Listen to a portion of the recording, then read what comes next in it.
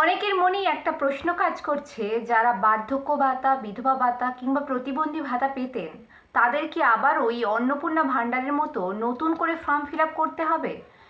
কারণ আমরা জানি যে সরকার অন্নপূর্ণার টাকা যখন বাড়িয়ে দিয়েছেন, যখন সেটা লক্ষ্মীর ভাণ্ডার ছিল তখন সেটা ছিল ১,৫০০ টাকা, এবং যখন অন্নপূর্ণা ভাণ্ডার করা হয়েছে তখন সেটার টাকা দাঁড়িয়েছে ৩,০০০ টাকা। তাই আবারও যারা লক্ষ্মীর ভাণ্ডার পেত তাদের সবাইকে নতুন করে অন্নপূর্ণার ফর্ম ফিল আপ করতে হচ্ছে। এরকমই অনেকের মনে প্রশ্ন আসছে, যেহেতু বিধবা ভাতা, বার্ধক্য ভাতা এবং প্রতিবন্ধী ভাতা ৫০০ টাকা করে বাড়ানো হচ্ছে, তাহলে কি তাদেরকেও সেই ভাতাগুলো পাওয়ার জন্য আবার নতুন করে ফর্ম ফিল আপ করতে হবে? চলুন তাহলে এই ভিডিওর মাধ্যমে এই প্রশ্নের উত্তরটাই ক্লিয়ার করে দেওয়া যাক।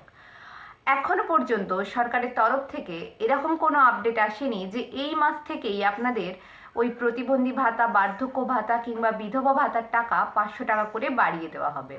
মানে ১,৫০০ টাকা করে আপনারা এই মাস থেকেই পাবেন কিনা এরকম কোনো কিন্তু সূচনা এখনো পর্যন্ত দেওয়া হয়নি। কিন্তু এইটুকু গভর্নমেন্টের তরফ থেকে অ্যানাউন্স করা হয়েছে যে ৫০০ টাকা করে বাড়ানো হবে, অর্থাৎ যেটা ১,০০০ পেতেন সেটা ১,৫০০ টাকা করে পাবেন। আগে থেকেই এই স্কিমগুলোর সুবিধা পেতেন, যারা অলরেডি ১,০০০ টাকা করে পেতে থাকতেন তাদেরকে আর নতুন করে ফর্ম ফিল আপ করার কথা কিন্তু বলা হয়নি। তাদেরকে নতুন করে ১,৫০০ টাকা পাওয়ার জন্য কোনো নতুন ফর্ম বেরোয়নি। যদি বাড়ানো হয় তাদের ওই টাকার সঙ্গেই অ্যাড করে দিয়ে ১,৫০০ টাকা করে দেওয়া হবে। কিন্তু যারা নতুন করে ফর্ম অ্যাপ্লাই করছে, ধরুন এই ৬০ বছরে এসছেন কিংবা এই তাদের রিকোয়ারমেন্ট পূরণ হয়ে আছে, তারা নতুন করে অ্যাপ্লিকেশন করতে চাইছে, তাদের ক্ষেত্রে কিন্তু নতুনভাবে ফর্ম এখন ফিল আপ করতে হবে। তো সেই ক্ষেত্রে আপনি যদি নতুন এখন আবেদনকারী হয়ে থাকেন তাহলে আপনাকে ফর্ম ফিল আপ অবশ্যই করতে হবে। কিন্তু যারা পুরনো আবেদনকারী তাদের কিন্তু নতুন করে আর ফর্ম ফিল আপ করার কথা সরকারের তরফ থেকে কোনোভাবেই বলা হয়নি। এই মাসে আপনারা আপনাদের ব্যাংক স্টেটমেন্টটা চেক করবেন যে এই মাস থেকেই আপনাদের ১,৫০০ টাকা করে ঢুকছে কিনা।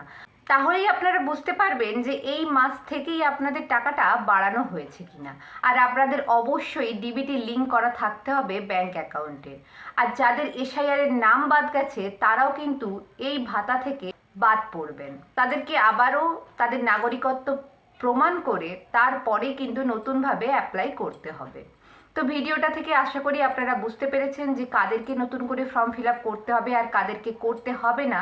যদি ভিডিওটা ভালো লেগে থাকে অবশ্যই লাইক করবেন, আর এরকম সঠিক তথ্য পাওয়ার জন্য চ্যানেলের সঙ্গে যুক্ত থাকুন।